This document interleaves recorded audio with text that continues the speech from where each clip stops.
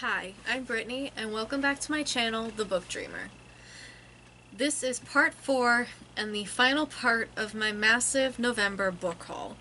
If you didn't see my first 3 videos for this book haul, I will be leaving the links down below. You should go check it out. Again, a quick recap for those of you who have been watching this entire book haul series. I bought a total of 107 books for under $250. I went completely crazy and bought 98 of those books just for myself. And the books featured in this video, this final video, I bought from a local church that was having a massive book sale where they were giving you a bag, for a bag of books it was $3, and I bought filled 4 bags. Yeah, about 4 bags. So, let's get started. First, I have Extremely Loud and Incredibly Close and Jonathan Strange and Mr. Norrell, which I had hauled in my previous video, which was the thrift store video. I bought these both in hardcover, and I was extremely excited, especially for this one, when I found them in softcover, because this is going to make it a lot easier to transport this book. This is a massive book to carry around in your purse, and I would much prefer this paperback small copy as opposed to the massive gigantic brick that is the hardcover that I bought from the thrift store. And the same with this, that'll make it easier to transport. Squirrel Seeks Chipmunk by David Sedaris. This is a collection or a small series of short stories where animals are given human qualities. Some of them keep pets, some of them get married, some of them date, and it's just a whole bunch of craziness, but for the most part it's a humorous tales on what human life is really like. Silver Linings Playbook by Matthew Quick. I saw the movie before I read the book for a school project that had to get done this semester, and I really wanted to read the book before I watched the movie because I heard the book has a different ending than the actual movie did. However, paper had to be done, and so I picked this up so I can still at least say I read the book with them watching the movie. This follows Pat, who is released from a mental health facility. He is dealing with bipolar disorder. He was placed in the facility after almost beating to death his wife's lover. She was caught cheating by Pat. Pat is trying to make his way back into the good graces for him and his wife to finally have the relationship back. Along the way, he is reintroduced to Tiffany, who ends up kind of helping him in a way to really live life again, see the better sides, and just overall work through his issues. I loved the movie. I loved Jennifer Lawrence. I loved Bradley Cooper. So I'm excited to see what the book had actually meant for the movie to be like. Catch-22 by Joseph Heller. This, I know many high schools have you read this in your program. However, the school I went to, we didn't read much in the way of required reading like this. We did read a few required readings for high school students, but not as many as we probably should have. I'm trying to get back into them so I can at least say I've read them. Catch-22 follows a war hero kind of guy who is trying to get out of fighting the war. However, he's caught in a catch-22 or double-edged sword kind of situation where he's sent on these extremely dangerous missions where if you go on them, you are considered insane and unfit for society, but if you put in a request to not follow through with the dangerous mission, you are considered sane and therefore still can continue with the war efforts. So this is him trying to figure out a way to navigate and get the freedom that he wants from fighting this war. Next I have The Wit and Wisdom of Jane Austen, Bite-Sized Jane Austen, and Jane Austen's Guide to Good Manners.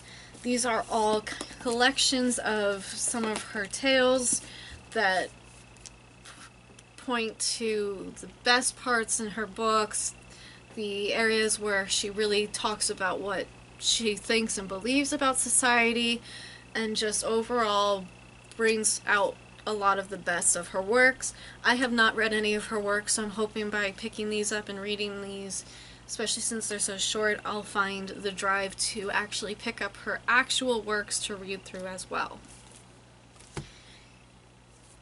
I got this small little tiny book called Palmistry by Lisa Trimbauer.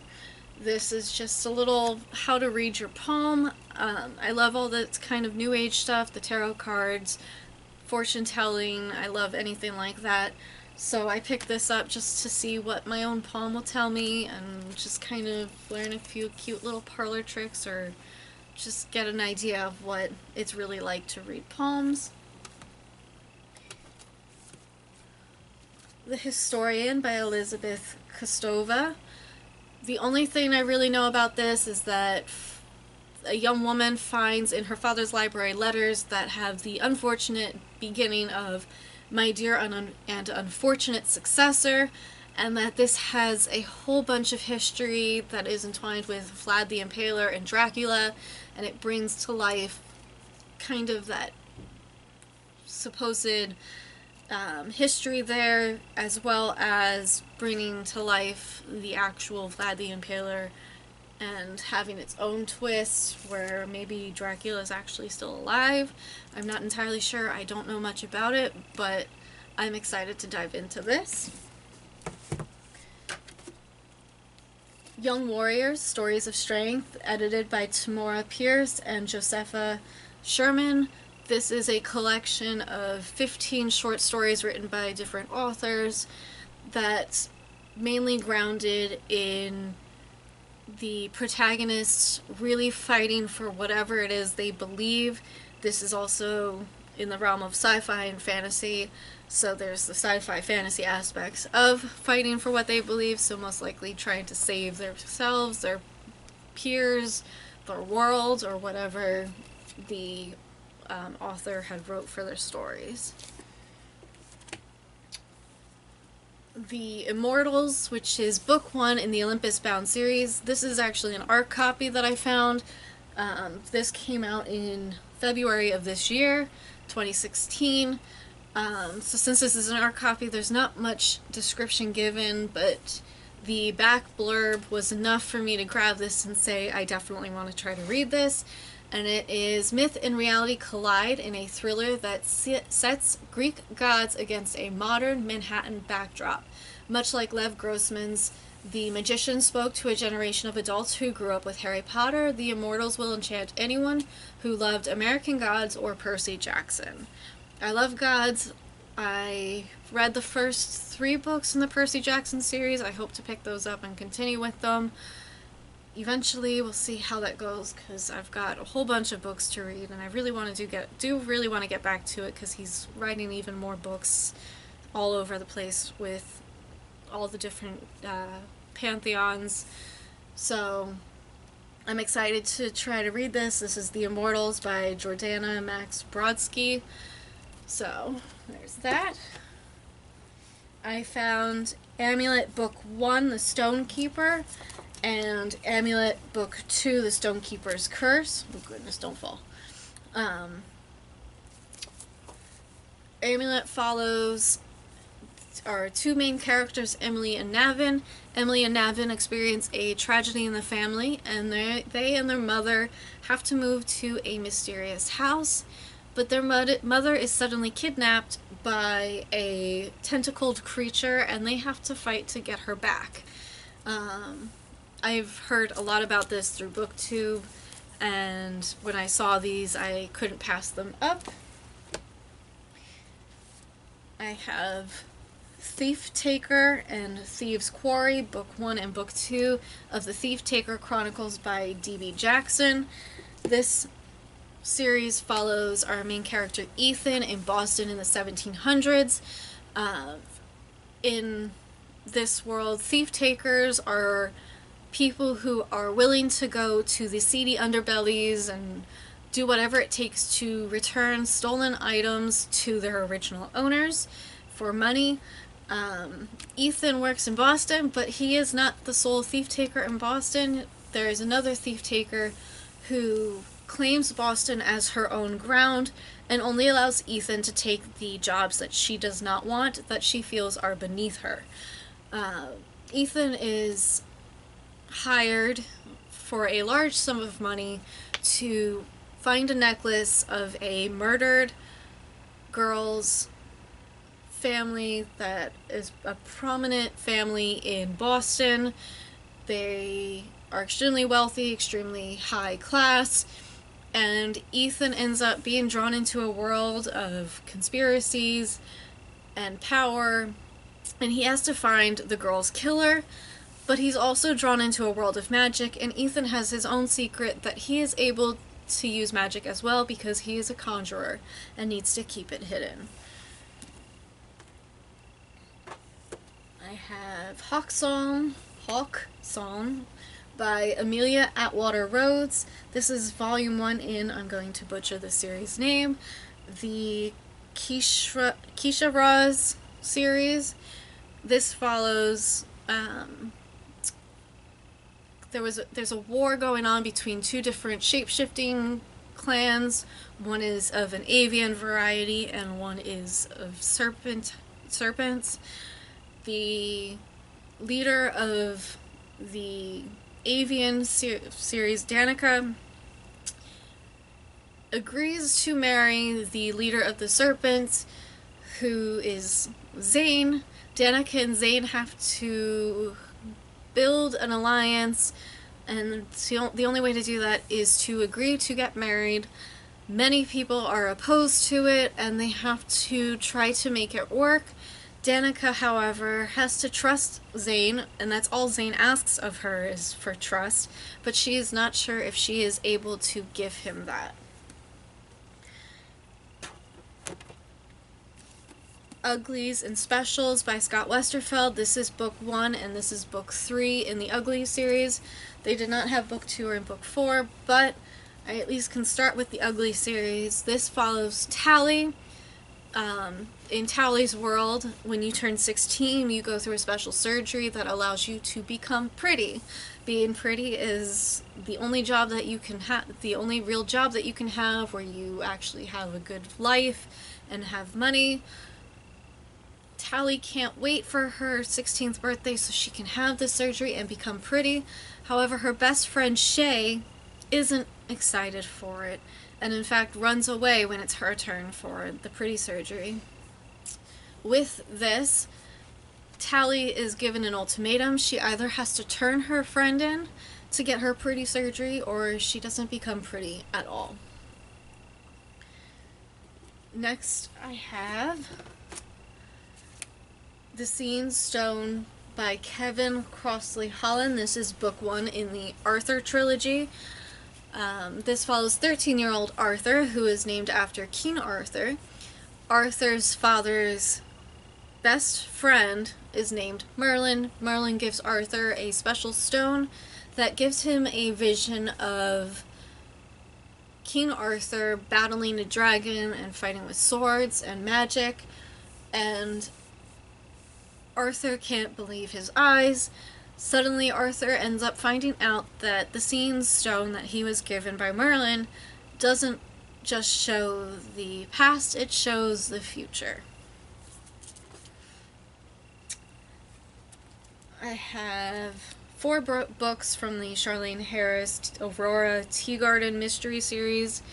I have book 2, book 6, book 7, and book 8 from that sale. I really did want to pick this up, but I don't know much about it. I know the main character is a part-time librarian, has a love of books, and is solving mysteries. I don't need much else besides that, but I do need the first book to be able to go with the series. But at least I have book 2, which is A Bone to Pick, book 6, A Fool and His Honey, book 7, Last Seen Alive, and book 8, which is Poppy Done to Death. Lastly, for this haul series is an entire book series, 10 books in this series. This series I read in middle school. I devoured these books, a day for each book at most, because some of these were really quick and easy to get through and really small and short. This series I had loved, and I loaned it out to a middle school friend who moved away and did not return them, so I was absolutely heartbroken by the loss of these books, and I'm so excited that I found them and I get to reread them and relive those memories of reading this series, and that's the Twitches series. This, I know Disney turned it into a 2-part movie series. I remember watching the movie and being extremely disappointed in the movie because it did not follow the actual storyline for these books. These books follow Cameron and Alex, who are identical twins separated at birth to save their lives, and their original parents are killed. When they are reunited, they end up finding out that they are witches. They are twin witches. Twitches. Ha ha ha. So, the twins find out that with being together, they have amazing magical abilities that are very powerful.